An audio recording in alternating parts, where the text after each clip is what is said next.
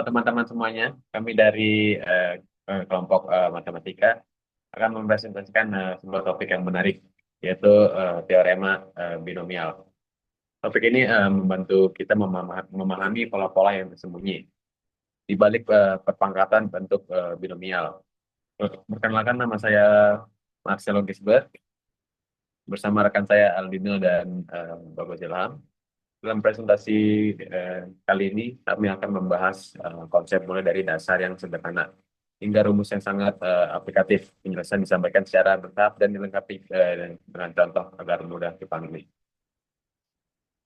Eh, da- dari yang sederhana dan sederhana menuju yang rumit. Sebagai pengantar, kita mulai dari contoh sederhana. Ekspansi X plus Y pangkat 2 menghasilkan X pangkat 2 plus 2XY plus Y pangkat 2. Yang umumnya adalah sudah dipelajari sejak awal perkuliahan aljabar. Namun bagaimana jika kita diminta mengembangkan X plus Y pangkat 10 jika dilakukan secara manual dengan perkalian berulang? Prosesnya akan sangat panjang, memakan waktu dan resiko jadi kesalahan. Oleh karena itu diperlukan metode yang lebih sistematis dan efisien. Pendekatan tersebut dapat diperoleh dengan mengamati pola-pola yang muncul dalam ekspansi binomial. Dengan memahami pola ini, perhitungan menjadi lebih sederhana dan akurat. Next, mari kita amati pola dasar dari ekspansi binomial. Eksklusif pangkat 0, satu terdiri dari satu suku, X plus Y pangkat 1, X plus Y terdiri dari dua suku, X plus Y pangkat 2 sama dengan X pangkat 2 plus 2 XY plus Y pangkat 2. X plus Y pangkat 4 sama dengan X pangkat 4 plus 4 X pangkat 3 Y ditambah 6X pangkat 2 Y pangkat 2 ditambah 4X Y pangkat 3 tambah Y pangkat 4. Dapat diperhatikan bahwa pangkat X menurun dari N hingga 0, sedangkan pangkat Y meningkat dari 0 hingga N. Jumlah pangkat pada setiap suku selalu sama dengan N yang disebut sebagai derajat total. Kalau ini bukan kebetulan, melainkan merupakan dasar dari teorema binomial. Next. Setelah memahami pola pangkat, muncul pertanyaan berikutnya, dari mana asal koefisien 121 pada pangkat 2 atau 1331 pada pangkat 3. Dan seterusnya, koefisien-koefisien tersebut memiliki pola yang konsisten dan bukan hasil perhitungan acak kotakan. Untuk memahami asal-usul sejarah visual, saya persilakan Alino untuk melanjutkan penjelasannya. Segitiga Pascal sebagai representasi visual. Segitiga Pascal disusun sedemikian rupa sehingga setiap bilangan merupakan hasil penjumlahan dua bilangan yang berada tepat di atasnya. Seperti contoh, baris ke-0 1, baris ke-2 1 1, baris ke-1 1 1, baris ke-2 1 2 1, baris ke-3 1 3 3 1, baris ke-4 1 4 6 4 1, baris ke-5 1 5 10 10 5 1. Setiap baris ke n secara langsung menjadi koefisien dari ekspansi x tambah y pangkat n. Segitiga Pascal memudahkan kita memperoleh koefisien tanpa melakukan perhitungan manual yang panjang. Next, slide selanjutnya adalah penerapan segitiga Pascal. Sebagai contoh penerapan, kita akan mengembangkan 2a ditambah b pangkat 4 dengan mengikuti pola pangkat. eh, Koefisien dari baris keempat segitiga Pascal adalah 1 4 6 4 1. Dengan mengikuti pola pangkat diperoleh 2a ditambah b pangkat 4 sama dengan 1 dikali 2a pangkat pangkat 4 ditambah 4 dikali 2a pangkat 3b ditambah 6 dikali 2a pangkat 2 b pangkat 2 ditambah 4 dikali 2a b pangkat 3 ditambah b pangkat 4. Setelah disederhanakan hasilnya adalah 16a pangkat 4 ditambah 4 dalam kurung 8a pangkat 3b ditambah 6 dalam kurung 4a pangkat 2 b pangkat 2 ditambah 4 dalam kurung 2ab pangkat 3 ditambah 1 b pangkat 4. Metode ini menunjukkan bahwa segitiga Pascal membuat proses ekspansi menjadi lebih cepat dan terstruktur. Next. Slide, slide ini tentang keterbatasan segitiga Pascal.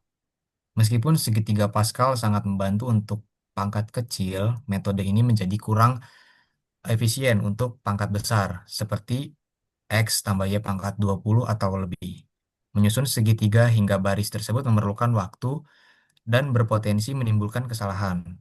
Oleh karena itu, diperlukan pendekatan yang lebih langsung, yaitu menggunakan rumus matematika yang dapat menghitung koefisien secara spesifik. Next. Nah, ini adalah rumus koefisien binomial. Koefisien dalam segitiga Pascal sebenarnya mengikuti rumus kombinasi, yaitu n kombinasi R sama dengan n faktorial dibagi R faktorial, n dikurang R faktorial.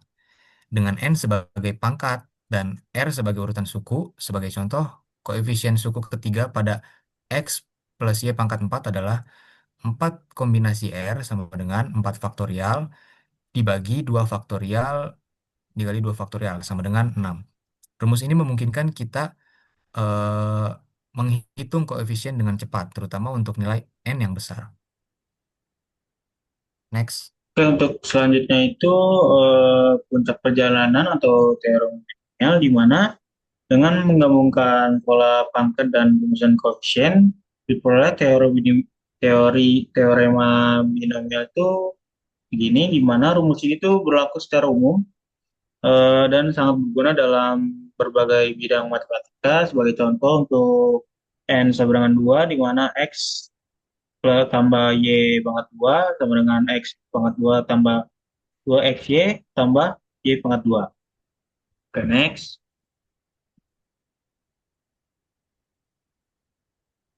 Oke, selanjutnya itu kekuatan efisiensi menemukan suku tertentu. Setelah keunggulan teorema binomial adalah kemampuan untuk menemukan menentukan suku tertentu tanpa harus melakukan kuantifikasi keseluruhan. Sebagai contoh, eh, suku ke-8 dari X tambah Y pangkat 13 memiliki R yaitu 7. Koefisiennya adalah 13 kombinasi 2, kombinasi 7, sorry, kombinasi 7 sama dengan 1716, di mana si suku tersebut adalah 1716 X pangkat Y pangkat X pangkat 6 terus Y pangkat 7, di mana metode ini sangat efisien dan sering digunakan dalam penyelesaian soal ujian. Kemudian next itu mengatasi variasi penjabaran dan pengukuran dengan pengurangan. Teorema binomial juga dapat digunakan pada bentuk pengurangan, misalnya 3x kurang 4 pangkat 4 dengan mengubahnya menjadi 3x tambah dalam kurung minus 4 kurung pangkat 4 diperoleh hasil 81x pangkat 4 kurang 432x pangkat 3 tambah 864x pangkat 2 dikurang 768x tambah 256. Perubahan tanda terjadi karena perpangkatan bila negatif tergantung pada apakah pangkatnya itu ganjil atau genap. Kemudian next, untuk keseluruhannya itu sebagai rangkuman aja bagaimana pembahasan dimulai dari pengenalan pola dasar ekspansi binomial, dilanjutkan dengan segitiga Pascal dan rumus kombinasi, hingga teorema binomial secara umum. Pemahaman pola ini sangat penting karena memiliki banyak aplikasi seperti dalam probabilitas, statistika, dan bidang ilmu lainnya. Next. Oke, itu saja dari kelompok kami. Sebagai penutup itu terima kasih atas perhatian yang telah diberikan. Semoga presentasi ini dapat membantu memperjelas pemahaman mengenai teorema binomial dan meningkatkan ketertarikan terhadap matematika. Terima kasih.